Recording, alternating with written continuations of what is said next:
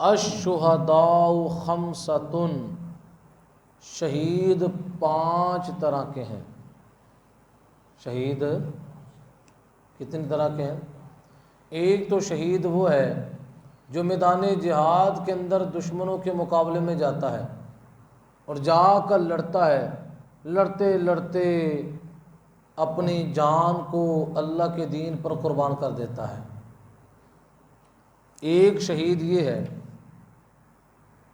اور دوسرا شہید جو ہے اس کی نبی کریم صلی اللہ تعالی علیہ وسلم کی احادیث کا اگر مطالعہ کریں 80 قسمیں احادیث کے اندر بیان کی گئی کہ جو اس حالت کے اندر فوت ہوتا ہے وہ شہید ہے۔ تو یہاں پر کتنی بیان کی گئی؟ 5 کہ نبی علیہ السلام نے فرمایا المطعونون، پہلا شخص جو ہے طاعون والا، جو طاعون کی بیماری کے اندر فوت ہو اور اس طاعون کی بیماری کے اندر صبر کرنے والا ہو، بے صبری کرنے والا نہ ہو، اللہ تعالیٰ اس کو شہید کا ثواب عطا فرماتا ہے۔ اب یہ طاعون جو ہے پہلی قوموں کے لیے عذاب تھا، حضور نبی کریم رؤوف الرحیم صلی اللہ تعالی علیہ وسلم کی امت کے لیے اس کو باعث رحمت قرار دیا گیا کہ جو طاعون کی حالت کے اندر فوت ہو رہا ہے اللہ تعالیٰ اس کو شہادت کا ثواب عطا فرماتا ہے۔ اور دوسرا فرمایا والمبتون، پیٹ کی بیماری والا، جو پیٹ کی بیماری کی وجہ سے فوت ہو جائے تو نبی کریم صلی اللہ تعالی علیہ وسلم کی اس حدیث کے مطابق اس کو بھی شہادت کا ثواب ملتا ہے۔ اب آپ مجھے بتائیں، اس مصیبت کی ظاہری طور پر تو انسان واویلا مچاتا ہے، میں مارا گیا، بڑی تکلیف ہو رہی ہے، لیکن اگر اسی حالت کے اندر وہ صابر رہتا ہے، فوت ہو جاتا ہے تو اللہ تبارک و تعالیٰ اس کو شہید کا ثواب عطا فرماتا ہے۔ اور آگے فرمایا والغریق، ڈوبا ہوا، ڈوب کر فوت ہونے والا شخص، اللہ تبارک و تعالیٰ ایسے بندے کو بھی شہادت کا ثواب عطا فرماتا ہے۔ دیکھیں نا، یہ موتیں واقع ہو رہی ہیں لیکن بندے کا دنیا سے جانا کتنا عظمت و شان والا ہے کہ اچانک وہ غسل کر رہا تھا، کسی پانی کے اندر نہا رہا تھا، لیکن قدرت کا فیصلہ ہوا، ڈوب کر وہ بندہ کیا ہو گیا؟ فوت ہو گیا۔ تو نبی علیہ الصلوۃ والسلام کی حدیث کے مطابق اس کو بھی شہادت کا ثواب ملے گا۔ چوتھے نمبر فرمایا وصاحب الحدم، دب کر مرنے والا، جس طرح زلزلوں کے اندر ہوتا ہے، زلزلہ آیا، مکان کی چھت گری اور اس چھت کے نیچے ہی کئی لوگ موجود تھے، اس چھت کے نیچے ملبے کے نیچے دب کر فوت ہو گئے، تو نبی علیہ الصلوۃ والسلام کی اس حدیث کے مطابق اللہ تبارک و تعالیٰ اس کو بھی شہادت کا ثواب عطا فرماتا ہے۔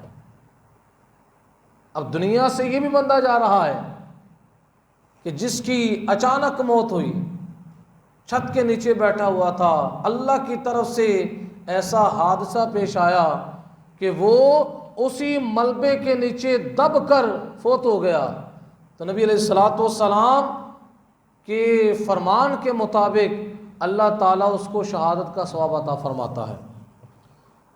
اور 5ویں نمبر فرمایا والشہید فی سبیل اللہ، اللہ کی راہ میں شہید ہونے والا شخص جو میدان جہاد کے اندر گیا، جا کر دشمنوں کے ساتھ لڑتا لڑتا لڑتا اس نے جام شہادت نوش کر لی، حضور علیہ الصلوۃ والسلام فرماتے ہیں یہ بھی شہید ہے، اللہ تبارک و تعالی قیامت والے دن ایسے شخص کو بھی جنت کے اندر اعلیٰ مقام عطا فرمائے گا۔ اس کا مطلب کیا ہوا؟ اس کا مطلب پھر یہ ہوا کہ انسان کا دنیا کے اندر کسی مصیبت اور پریشانی کے اندر مبتلا ہونا وہ رائے گا نہیں جاتا، بشرطے کہ وہ مومن ہو۔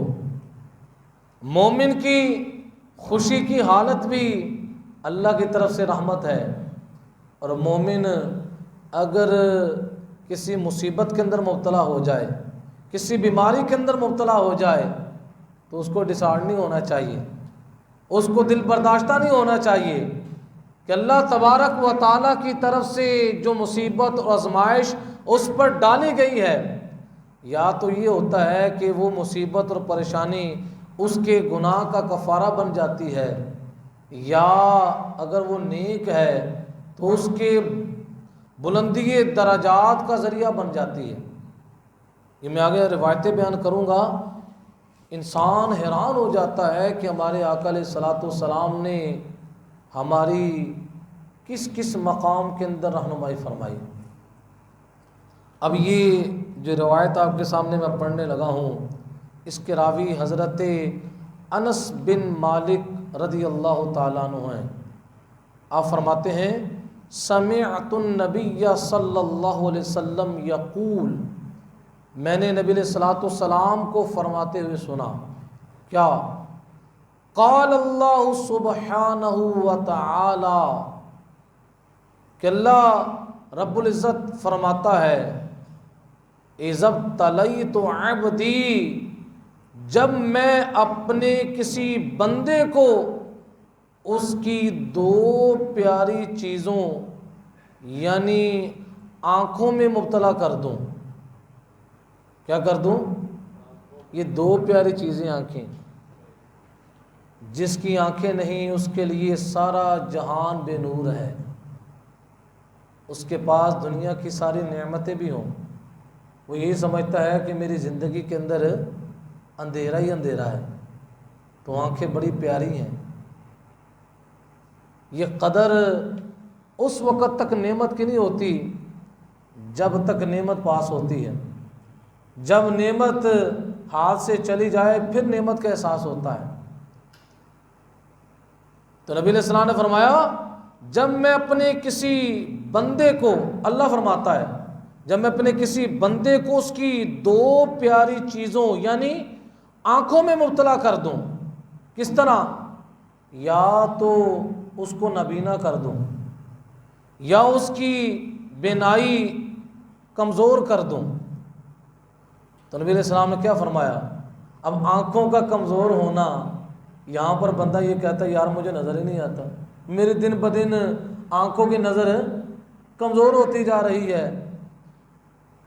تو اب یہ بیماری انسان کے وجود پر طاری ہوئی، اور آزمایا کس نے؟ اللہ نے۔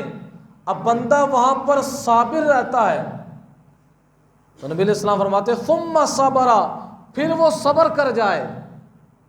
اگر اللہ تعالیٰ آنکھوں کے والے سے اس کو آزمائے، یعنی یا تو وہ نابینا ہو جائے یا اس کی آنکھیں کمزور ہو جائیں، اس پر وہ کیا کرے؟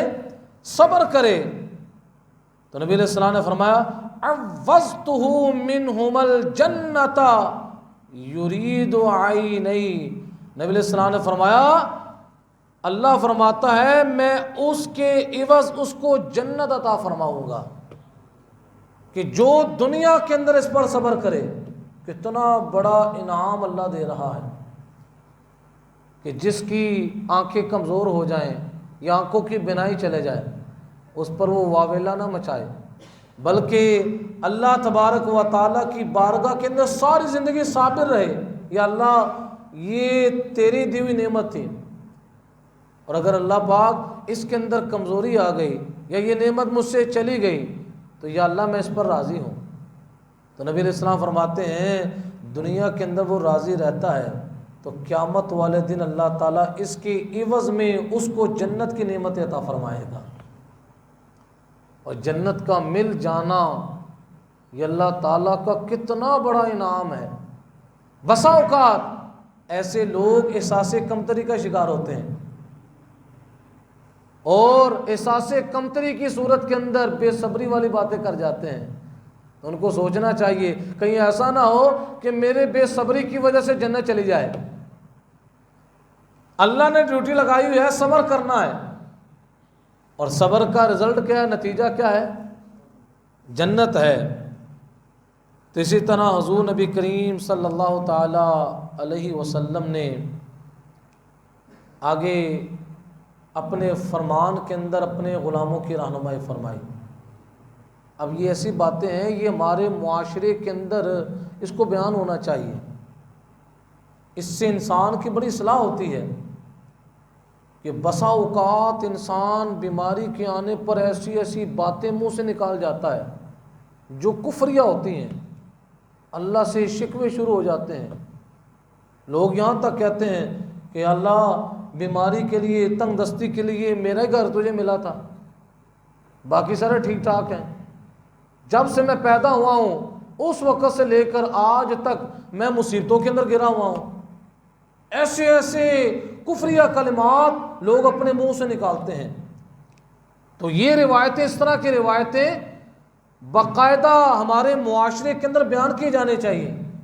یہ بھی حضور کا میلاد ہے، اگر ان کو بھی بیان کیا جائے، یہ بھی حضور کا میلاد ہے کہ حضور آئے اور آ کر نبی علیہ الصلوۃ والسلام نے یہ چیزیں ہمیں عطا فرمائیں۔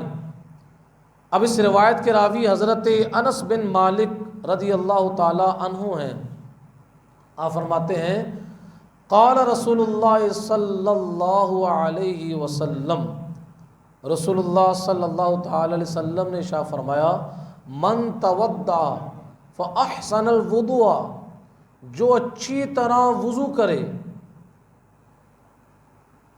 وعاد اخاہ المسلم محتسبا، اور طلب ثواب کے لیے اپنے مسلمان بھائی کی بیمار پرسی کرے۔ کس کے لیے؟ شرط لگائی ہے، کس کے لیے؟ ثواب کو طلب کرنے کے لیے، دنیا داری رکھنے کے لیے۔ آج ہم عیادتیں لوگوں کی کرتے ہیں، دنیا داری رکھتے ہیں، یار اگر نہ پوچھا، پتہ نہ لینے کے لیے گیا تو اس نے میرا بھی نہیں پتہ کرنا، میرا اگر فلاں رشتہ بیمار ہو جائے گا تو وہ مجھے بھی پوچھنے، پتہ تو ہم نے لینا ہی ہے۔ اس کے اندر بندہ خالص اللہ کی نیت کر لے کہ یہ اللہ کا بندہ ہے، نبی علیہ الصلوۃ والسلام کا غلام ہے، تو میں اس کی دل جوئی کے لیے، اللہ کی رضا کے لیے اس کی عیادت کرنے کے لیے جا رہا ہوں۔ تو اللہ کی رضا کی بندہ نیت کرے تو سارے فوائد و ثمرات ویسے ہی مل جاتے ہیں۔ تو نبی علیہ السلام نے یہاں پر شرط لگائی کہ جو گھر سے چلا اچھے طریقے سے باوضو ہو کر اور طلب ثواب کے لیے مسلمان کی عیادت کے لیے گیا، تو اس کا بھی اللہ تبارک و تعالیٰ کی بارگاہ میں خصوصی پیکیج ہے۔ بندے کا جانا رائگاں نہیں ہوتا، ضائع نہیں جاتا۔ نبی علیہ السلام فرماتے ہیں بوعیدہ من جہنم مسیرۃ 60 خریفا، 70 سال کے فاصلے پر دوزخ سے دور رکھا جائے گا۔ کتنے؟ 70 سال۔ اس کی مثال کیا بنے گی کہ انسان اپنے مقام سے چلے، چلتے چلتے چلتے چلتے اس کو 70 سال گزر جائیں، پھر جا کر وہ دوسرے کنارے پر پہنچے، تو اس بندے اور دوزخ کے درمیان اللہ اتنا فاصلہ پیدا کر دے گا۔ کس لیے؟ کہ جو کسی مسلمان بھائی کی عیادت اللہ کی رضا کے لیے کرنے کے لیے گیا، یعنی اتنا خصوصی تحفہ اس کو دیا جا رہا ہے۔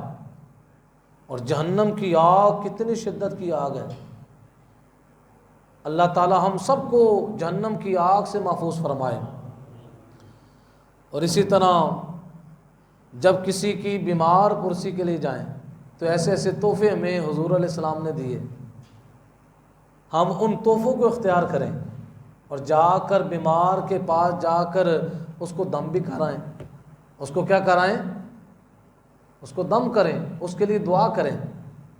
اب یہ اگلی جو روایت ہے، حضور علیہ الصلوۃ والسلام فرماتے ہیں ما من مسلم یعود مسلما، حضور فرماتے ہیں کوئی مسلمان کسی مسلمان کی بیمار پرسی کرے، اگر کوئی مسلمان بیمار ہو جائے تو کوئی اس کی بیمار پرسی کے لیے اس کے پاس جاتا ہے، حضور علیہ السلام نے فرمایا فَيَقُولُ 7 مرات،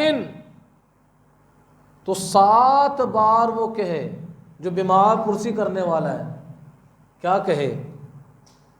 اسأل اللہ العظیم رب العرش العظیم ان یشفیک، یہ دعا پڑھے، کیا؟ اسأل اللہ العظیم، اس کا مطلب یہ ہے، اگر دعا ویسے یاد نہیں ہے تو اس کا ترجمہ یاد کر لیں۔ اس کا مطلب ہے میں اس اللہ سے سوال کرتا ہوں، العظیم جو بہت بڑا ہے، میں اس اللہ سے سوال کرتا ہوں جو بہت بڑا ہے، رب العرش العظیم، بہت بڑے عرش کا رب ہے، بہت بڑے عرش کا رب ہے، ان یشفیک، سامنے مریض ہے تو بیمار پرسی کرنے والا یہ کہہ رہا ہے یا اللہ میرا اللہ تجھے شفا دے، میرا اللہ تجھے، اس کے پاس بیٹھ کر اللہ کی تعریف بیان کر رہا ہے اور اللہ تبارک و تعالیٰ کی بارگاہ کے اندر اپنے مسلمان بھائی جو بیمار ہے اس کی شفا کی دعا کر رہا ہے، اللہ تجھے شفا دے۔ تو حضور فرماتے جب یہ 7 مرتبہ کہے گا، کتنی دفعہ کہے گا؟ 7 مرتبہ کہے گا، اللہ شفیہ، اللہ اس کو شفا دے دے گا، اللہ اس کو، اللہ ان یکون قد حضر اجلہ، لیکن یہ کہ اس کی موت ہی آ گئی ہو، اگر اس کی موت کا وقت نہیں آیا اور یہ بندہ مریض کے پاس بیٹھ کر 7 مرتبہ یہ دعا پڑھے، اگر اس کی موت کا وقت نہیں آیا تو اللہ تعالیٰ اس مریض کو شفا دے دے گا، لیکن اگر اس کی موت کا وقت آ گیا ہے تو موت کا فیصلہ ٹلنے والا، پھر اللہ تعالیٰ اس دعا کی برکت سے اس مریض کی موت کے اندر آسانی فرما دے گا، پھر بھی اس کو شفا ملے گی۔ شفا کا ملنا یہ نہیں کہ آپ کسی مریض کے لیے دعا کر رہے ہیں، اب مریض کے لیے مسجد کے اندر دعا ہو رہی ہے، اب دعا کی ادھر وہ مریض فوت ہو گیا، اب بندہ یہ نہ کہے یار دعا مانگی شفا تو ملی نہیں، شفا مل گئی ہے کہ اس کی ہو سکتا ہے موت کے اندر بہت زیادہ سختیاں آنے والی ہو، اللہ تعالیٰ نے اس دعا کی برکت سے ساری سختیوں سے بچا کر اللہ نے اس کو جلدی موت عطا فرما دی ہو، وگرنہ سسک کر بھی ایسے لوگ ہیں جو مرتے ہیں جن کی جسموں سے روح نہیں نکلتی، نزا کا وقت ہوتا ہے، ایسے سے بندوں کے پاس میرا جانا ہوا ہے، حلق کے اندر روح پھنس گئی ہے، ہفتہ 2 ہفتے روح نکل نہیں رہی، اتنی تکلیف ہو رہی ہے، تو کسی کا آنن فانن دنیا سے چلے جانا یہ بھی اللہ کی رحمت ہے، لیکن انسان سمجھتا ہے یار میں نے دعا کی فلاں بندہ فوت ہو گئے، وہ فوت ہو گئے اس کا مطلب کیا ہے؟ اللہ نے اس کو شفا دے دی ہے، اور جب بندہ فوت ہوتا ہے، فوت ہونے کے بعد پھر حقیقت کی آنکھیں کھل جاتی ہیں، پھر بندے کی حقیقی زندگی شروع ہوتی ہے، اور بسا اوقات انسان سمجھتا ہے دنیا کے اندر تو میں وقت گزار رہا تھا، اصل زندگی تو اب نظر آ رہی ہے، تو یہ دنیا دار و تکلیف ہے، اسی وجہ سے جب بھی کسی مریض کے پاس جائیں تو یہ جا کر 7 مرتبہ دعا کریں کہ میں اس اللہ سے سوال کرتا ہوں جو بہت بڑا ہے، عرش عظیم کا رب ہے، اے میرے بھائی اللہ تجھے شفا دے۔ اور اگلی جو روایت ہے جس کے اندر حضور نبی کریم رف الرحیم صلی اللہ تعالی علیہ وسلم نے مختلف مقامات کے اندر اپنے غلاموں کو دعائیں تعلیم فرمائی کہ جب کوئی بیمار ہو جائے اس کے پاس جا کر یہ دعا مانگو، لیکن افسوس ہے آج ہمیں دیگر باتیں تو یاد رہتی ہیں، یقین مانے جب کسی کو کہا جائے یہ دعا یاد کر لو، وہ کہتے ہیں یہ مجھ سے نہیں ہو سکتا۔ کیوں نہیں ہو سکتا؟ اتنے کاروبار کی پیچیدگیاں یاد ہو جاتی ہیں، فلاں کو میں نے اتنے پیسے دیے ہیں، فلاں سے میں نے اتنا مال لینا ہے، وہی بندہ جو کہتا ہے میرا ذہن کام نہیں کرتا، مجھے یہ یاد نہیں ہو سکتی، مقصد کیا ہے؟ اہمیت نہیں ہے۔ اہمیت ہو تو قرآن عظیم، فرقان حمید اور نبی کریم صلی اللہ تعالی علیہ وسلم کی زبان اقدس سے نکلے ہوئے کلمات فوراً بندے کو یاد ہو جاتے ہیں۔ لوگ کہتے ہیں نہیں نہیں آپ اس طرح کریں، یہ کام آپ ہی کر دیں، آپ کی مہربانی۔ کسی کو کہا جائے روزانہ آپ نے سورہ یاسین شریف پڑھنی ہے، کوئی بچہ اگر پریشان کرے، نافرمان ہو جائے، سب سے عظیم وظیفہ کیا ہے؟ سورہ یاسین شریف پڑھیں، پڑھ کر پانی پر دم کر اس کو پلائیں۔ یہ ایسا کمال کا وظیفہ ہے، سورہ یاسین کے اندر ایسی طاقت ہے، بڑے بڑے بگڑے لوگوں کو ٹھیک کر دیتی ہے۔ لیکن پڑھے کون؟ لوگ صبح اٹھتے ہی نہیں ہیں، ساری رات جاگتے ہیں یا لیٹ سوتے ہیں، اور صبح فجر کا وقت ہوتا ہے تو سارا گھر ہی سویا ہوا ہے۔ ہمارے معاشرے کا سب سے بڑا المیہ یہ ہے کہ جب تک ہم اپنے وجود پر شریعت کو نافذ نہیں کریں گے ہم سکھی نہیں رہ سکتے۔ اگر انسان چاہتا ہے میں پرسکون ہو جاؤں، اس کا سب سے بڑا حل یہ ہے کہ انسان جو ہے شریعت اسلامیہ پر عمل کرنا شروع کر دے۔ اب آپ مجھے بتائیں، آج ماں باپ کی شفقت یہ ہے، بچہ اگر تھکا ہوا ہے اور آ کر سو جائے تو ماں باپ اتنے شفیق ہیں، محبت کرتے ہیں۔ اگر گھر کا کوئی کام ہو تو بسا اوقات ماں کہہ دیتی ہے اس کے باپ کو بچے کے، اب اس کو نہ اٹھائیں، ابھی کام کاج کر کے آیا ہے، بڑا تھکا ہوا ہے، اب اس کو نیند پوری کرنے دیں، پھر اٹھ کر یہ کام کر لے گا۔ ایسے ہی ہوتا ہے نا، ماں باپ اس کو سونے دیتے ہیں، اس کو آرام کرنے دیتے ہیں۔ اب آپ مجھے بتائیں ماں باپ سے بڑا رشتہ کس کا ہے؟ اللہ اور اس کے رسول کا ہے۔ اب ایک بندہ رات کو 3 بجے آیا، کتنے بجے آیا؟ اور بالکل اس کا جسم جواب دے گیا ہے، نیند کا فل غلبہ ہے، کیا اللہ اور اس کے رسول نے اجازت دی ہے کہ تو نماز فجر کی تجھے چھٹی ہے، آرام کر لینا اور جس وقت اٹھو نماز فجر پڑھ لینا؟ بتائیں مجھے، چھٹی دی ہے اللہ نے، اللہ کے نبی نے؟ بلکہ اللہ اور اس کے نبی نے فرمایا چاہے تم فجر سے 20-25 منٹ پہلے آئے ہو، ساری رات کام کرتے رہے ہو اور وجود تھکا ہوا ہے، فجر تمہیں پڑھنی ہے۔ اس کا مطلب کیا ہے؟ اللہ رسول نے جو اس نماز کے اندر ڈیوٹی لگائی ہے، اس ڈیوٹی کے اندر اللہ کا کوئی راز ضرور ہے۔ وہ جو راز اللہ جانتا ہے، اللہ کے نبی جانتے ہیں، ہمیں پتہ نہیں ہے۔ اب آپ دیکھیں نا، یہ ظہر کی نماز کا وقت ہوتا ہے، عصر کی نماز کا وقت ہوتا ہے، یہ کون سا وقت ہوتا ہے؟ کام کاج کا وقت ہوتا ہے، کوئی اپنی دکان پر بیٹھا ہوا ہے، ایسے ہی نا مصروفیت کا یہ ٹائم ہوتا ہے۔ لیکن اس مصروفیت کے ٹائم کے اندر اللہ رب العزت نے فرمایا ظہر بھی پڑھنی ہے، عصر بھی پڑھنی ہے، مغرب کے اندر کھانے کا کیا ہوتا ہے؟ سلسلہ ہوتا ہے، عشاء میں بھی آ جاتا ہے۔ اللہ رسول نے فرمایا نہیں، کھانا بن کر تیار ہو گیا ہے، نماز پڑھنے کے لیے مسجد کے اندر جاؤ۔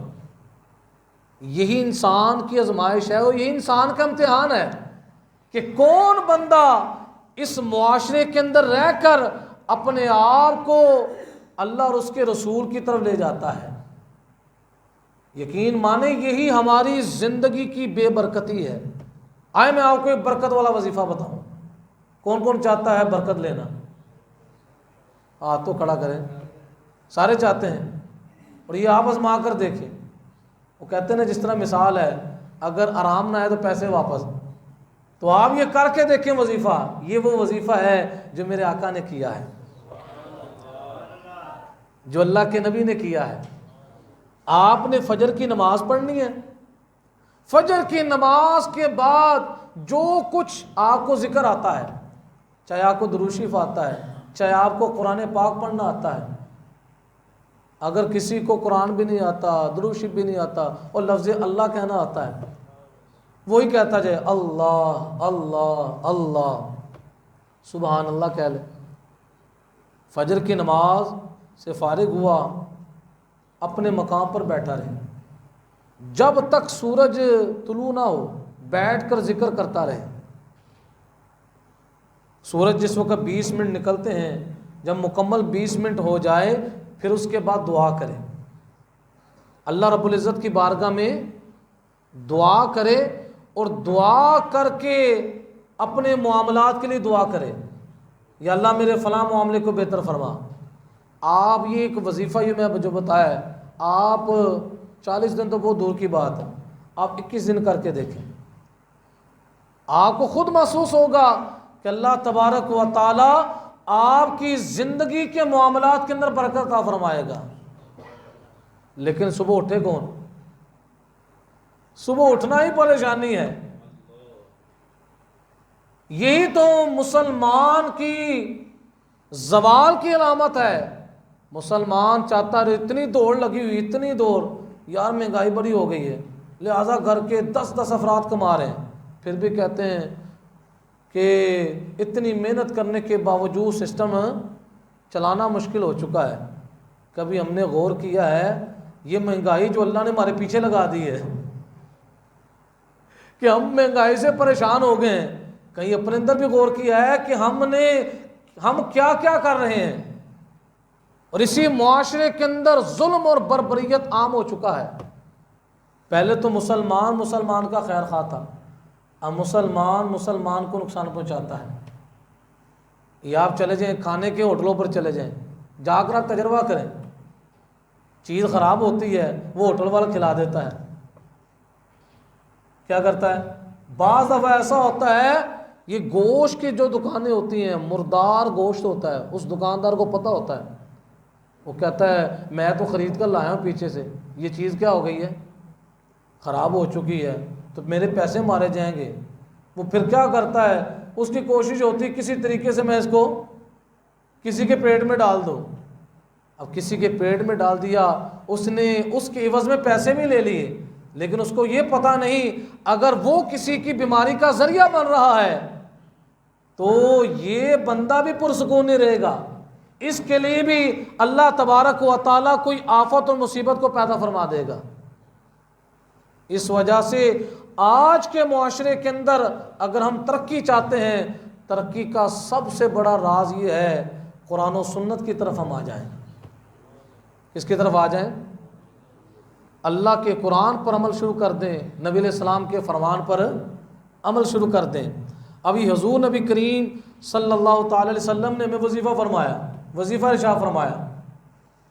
اس حدیث پاک کے راوی حضرت ابو درداء رضی اللہ تعالیٰ عنہ ہیں۔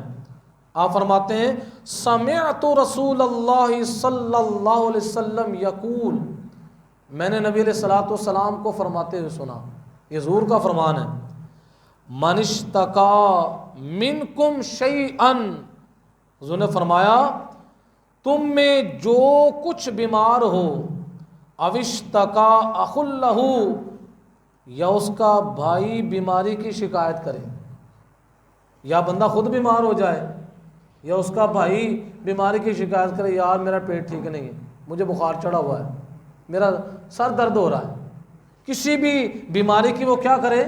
شکایت کرے، تو نبی علیہ السلام نے کیا فرمایا؟ فَلْيَقُلْ، تو وہ بندہ کہے ربنا اللہ الذی فی السماء، ہمارا رب وہ اللہ ہے جس کی تجلیات آسمانوں میں ہیں، جس کی تجلیات کے نظارے آسمانوں کے اندر ہیں، تقدس اسمک امرک فی السماء، تیرا نام پاک ہے، اے اللہ تیرا نام پاک ہے، امرک فی السماء، تیرا آرڈر حکم جو ہے آسمان میں چلتا ہے، والارض، اور زمین کے اندر چلتا ہے، کما رحمتک فی السماء، یا اللہ جیسے تیری رحمت آسمانوں کے اندر ہے، فاجعل رحمتک فی الارض، اے اللہ اپنی رحمت کو زمین پر نازل فرما، اغفر لنا حوبنا وخطایانا، اے اللہ ہمارے گناہوں کو معاف فرما. کیا فرما؟ انت رب الطیبین، یا اللہ تو پاکوں کا رب ہے. تو کس کا رب ہے؟ پاکوں کا رب ہے. انزل رحمتا من رحمتک، اپنی رحمت میں سے کوئی رحمت نازل فرما. وشفاء من شفائک، اپنی شفا میں سے کوئی شفا نازل فرما. حضور فرماتے ہیں جب وہ یہ دعا پڑھتا ہے تو نبی علیہ السلام نے فرمایا اللہ تعالیٰ اس کی اس بیماری کو دور فرما دیتا ہے. تو یہ حضور علیہ السلام کے کلمات ہیں. اگر عربی کے کلمات نہیں آتے تو بندہ ترجمہ یاد کر لے. خود بیمار ہو یا اگر اس کا کوئی بھائی بیماری کی شکایت کر رہا ہے تو یہ کام کرے، اللہ تبارک و تعالی اس مریض کو شفا عطا فرما دے گا. اور اگلی جو حدیث پاک ہے جس کے اندر نبی کریم صلی اللہ تعالی علیہ وسلم نے دلاسا دیا اپنے غلاموں کو کہ بیمار ہو جاتے ہیں لوگ، واویلا مچاتے ہیں اور جہاں بیٹھتے ہیں یار بیماری جان نے چھوڑ. اور یہ بیماری بسا اوقات گناہوں کا کفارہ ہوتی ہے.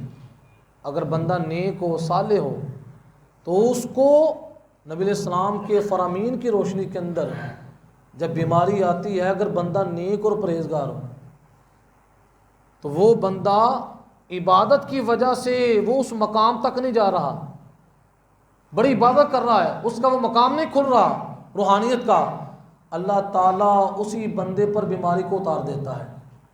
پھر وہ بیماری کی حالت کے اندر صبر کرتا ہے، اللہ تبارک و تعالیٰ اس صبر کے نتیجے کے اندر اس کو فی الفور وہ مقام عطا فرما دیتا ہے. تو بندہ سمجھ نہیں رہا ہوتا کہ یہ بیماری کچھ لوگوں کو تو پاک کرنے کے لیے آئی ہے اور کچھ لوگوں کو مرتبہ مقام پر پہنچانے کے لیے آئی ہے. اس وجہ سے اگر اس طرح کے حالات آ جائیں تو بندے کو کیا ہونا چاہیے؟ اللہ رب العزت کی بارگاہ میں صابر رہنا چاہیے.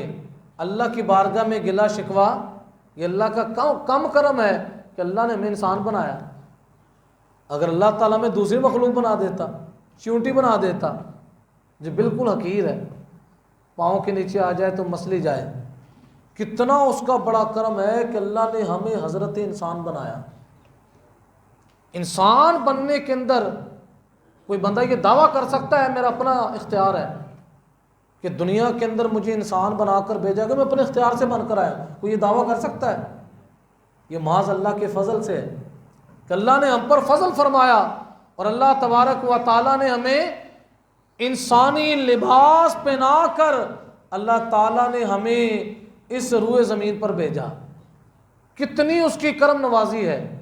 اگر اللہ تعالیٰ دیگر مخلوقات میں پیدا کر دیتا ہم کیا کر سکتے تھے؟ تو یہ اللہ تعالیٰ کا سب سے بڑا کرم ہے.